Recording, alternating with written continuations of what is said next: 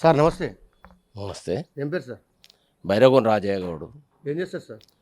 నేను బిజినెస్ చేస్తాను సార్ లోకల్లో. ఏం బిజినెస్ సార్? బిజినెస్ అంటే బిజినెస్ స్థిరాస్తి వ్యాపారం. స్థిరాస్తి వ్యాపారం చేస్తారు. స్థిరాస్తి వ్యాపారం, బిల్డింగ్స్ కట్టడం, నిర్మాణ పనులు, సార్ ఇలాంటి కాంట్రాక్ట్ తీసుకొని కడుతుంటాం. కన్స్ట్రక్షన్ ఫీల్డ్లో ఉన్నారు. Construction field. ఇప్పుడు ఎట్లా ఉంది సార్? ఫీల్డ్ ఎట్లా ఉంది సార్ ఇప్పుడు?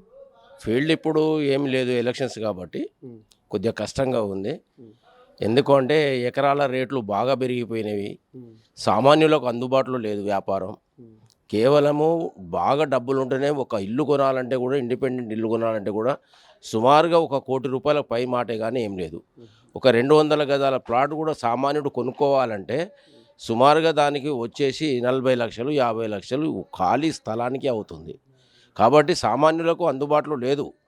కేవలము ఎంప్లాయీసు లేదా ఎవరైనా కానీ వ్యాపారస్తులు, పెద్ద పెద్ద వ్యాపారస్తులకే ఇండ్లు అనేటివి జరుగుతున్నాయి. కానీ దీంట్లో మాత్రం ఎలాంటి చాలా ఇబ్బంది ఉంది. పేదలకు మాత్రం చాలా ఇబ్బంది. రియల్ ఎస్టేట్లో మొత్తం కూడా వ్యవసాయ భూముల్ని కూడా అన్నీ కూడా కన్వర్ట్ చేసేసి ఈరోజు నల్లగొండకు దాదాపుగా ఒక 10 కిలోమీటర్ల విస్తీర్ణంలో కూడా ప్లాట్లు అందుబాటులో లేవు. 20,000, 25,000, 15,000 గజం.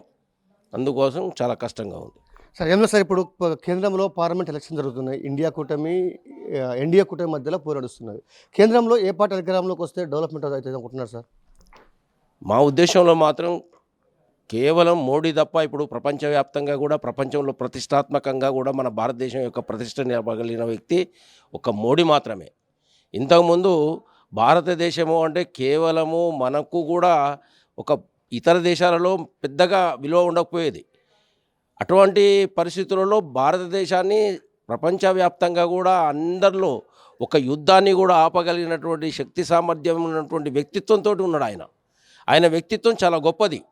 మోడీ అంటే తనకు ఎలాంటి స్వార్థం లేకుండా, ఎలాంటి వ్యక్తిగతమైనటువంటి అపేక్ష లేకుండా కేవలం దేశం కోసమే జీవించేటువంటి ఆయన స్టేట్మెంట్ అనొచ్చు. ఆయనను ఒక గొప్ప వ్యక్తి. అటువంటి వ్యక్తి ఉన్నటువంటి పార్టీ దాంట్లో ఉన్నదంతా కూడా వ్యక్తిగతమైనటువంటి ఆస్తులు ఇటువంటి పోజు చేసుకోవడానికి కాదు, అవినీతి పరంగా కూడా అవినీతి లేకుండా, ఎలాంటి అవినీతి కానీ ఆశ్రిత పక్షపాతం కానీ ఇలాంటివి లేకుండా కూడా ఆయన పరిపాలన చేయగలుగుతాడు. ఆయనకు ఎలాంటి స్వార్థ ప్రయోజనాలు లేవు. తనకు కుటుంబము లేదు, తన దేశమే కుటుంబము, తన పరివారం అంతా కూడా కుటుంబం అంటే భారతదేశమే కుటుంబీకులుగా చూస్తుండే ఆయన. కాబట్టి ఆయన వల్ల దేశ ప్రతిష్టనే కాదు, మన యొక్క అభివృద్ధి కూడా, భారతదేశము ఇతోధికంగా అభివృద్ధి చెందాలంటే మనం అందరం కూడా మోడీని సమర్థించాలి. మోడీని సమర్థించడం వల్లనే భారతదేశం అభివృద్ధి చెందుతుంది. కాబట్టి విద్యా విషయంగా కానీ, ఆర్థికంగా కానీ, రాజకీయంగా కానీ, సామాజికంగా కానీ, ధర్మం పట్ల కానీ ఇవాళ ఒక అయోధ్య రామ ఆలయం నిర్మాణం జరిగింది అంటే కేవలము ఆయన యొక్క పట్టుదలతోటి. అంతకుముందు అద్వానీ, అటల్ బిహారీ వాజ్పేయి వీళ్ళందరూ కూడా చాలా ప్రయత్నం చేసినారు, దానికోసం కాలేదు. ఈ దేశంలో ధర్మం నిలబడాలంటే, హిందువులకు కూడా విలువలు పెరగాలంటే, హిందూ మతం కూడా అభివృద్ధి చెందాలంటే, ధర్మపరంగా చెప్తున్నాను నేను, ఒక సంకుచిత స్వభావంతో కొన్ని మతాలను ప్రోత్సహించడం అనేది కేవలము మా పార్టీ ముస్లింల పార్టీ, మేము ముస్లింలకి సపోర్ట్ చేస్తాం, మా పార్టీ అంటేనే ముస్లింల పార్టీ అనే విధంగా స్టేట్మెంట్లు ఇస్తున్నప్పుడు భారతదేశంలో ఉన్నటువంటి అధిక సంఖ్యాకులైనటువంటి హిందువులు కూడా అదే విధమైనటువంటి స్టేట్మెంట్ ఇచ్చి మనం అందరం కూడా మన ధర్మం కోసం మనం ఓటేయాలి, ధర్మం కోసం మనం జీవించాలి, ధర్మాన్ని రక్షించాలంటే బీజేపీ గెలవాలి.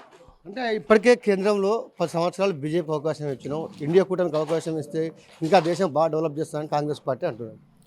కాంగ్రెస్ పార్టీకి దాదాపుగా 60 సంవత్సరాల నుంచి 70 సంవత్సరాల వరకు వాళ్ళే పరిపాలించారు. అప్పుడు చేయలేని డెవలప్మెంట్ ఇప్పుడు చేస్తారంటే ఎవరు నమ్ముతారు? ఇవాళ డెవలప్మెంట్ కాలేదని ఏ విధంగా అంటున్నాం మనం? మన దేశంలో ఎన్నో రకాలైనటువంటి అభివృద్ధికి దీపం కార్యక్రమం ఉంది. స్త్రీలకు దాంట్లో మనం సిలిండర్లు పంచడం జరిగింది అభివృద్ధి అంటే. తర్వాత పోతే మన ఇది స్వచ్ఛ భారత్లో కూడా అభివృద్ధి జరుగుతున్నది. అభివృద్ధి అనేది క్రమ పద్ధతిలో జరుగుతున్నది. కానీ ధర్మాన్ని వదిలిపెట్టి కేవలం అభివృద్ధి కాదు, అభివృద్ధే కాదు, ధర్మం కూడా రక్షింపబడాలి. ఈ దేశంలో ధర్మాన్ని రక్షించాలి, అభివృద్ధి జరగాలి, రెండు కూడా సైమల్టైనైజ్లీ సమాంతరంగా డెవలప్ జరగాలి. ధర్మము రక్షింపబడాలి, అభివృద్ధి జరగాలి. కేవలం అభివృద్ధి చేస్తాం, మేము మైనార్టీలకి సహాయం చేస్తాం, మైనార్టీలకి అన్ని ఇస్తాము, మైనార్టీలని ప్రోత్సహిస్తాం అన్న విధంగా మాట్లాడకూడదు. ఇక్కడ ఇంకొకటి, ఉమ్మడి పౌరస్మృతి ఉంది. ఉమ్మడి పౌరస్మృతి అనేది చాలా ఇంపార్టెంటు. ఇస్లాం దేశాలలో కూడా ఈ ఉమ్మడి వాళ్ళలో ఉన్నటువంటి కొన్ని విధానాలలో కొన్ని మార్పులు చేసుకుంటున్నారు. భారతదేశంలో మార్పు చేస్తాం అంటే మా మతం జోలికి రావద్దు, మా జోలికి రావద్దు అనేటువంటి పరిస్థితి ఉన్నది. ఉమ్మడి స్మృతి సిఏఏ ఉంది, దాన్ని కూడా తప్పు కదా, దాన్ని కూడా తప్పు పడుతున్నారు. దాంట్లో ఏముంది, దాంట్లో ఏం తప్పు ఉందో చెప్పాలి, డిస్కస్ చేయాలి. రోడ్ల మీదకి వచ్చి మేము ఇది చేస్తాం అది చేస్తాం అనేటువంటి పరిస్థితి ఉండకూడదు. అభివృద్ధి అనేది కాంగ్రెస్ తోటి సాధ్యం కాదు, బీజేపీతో కూడా సాధ్యమవుతుంది.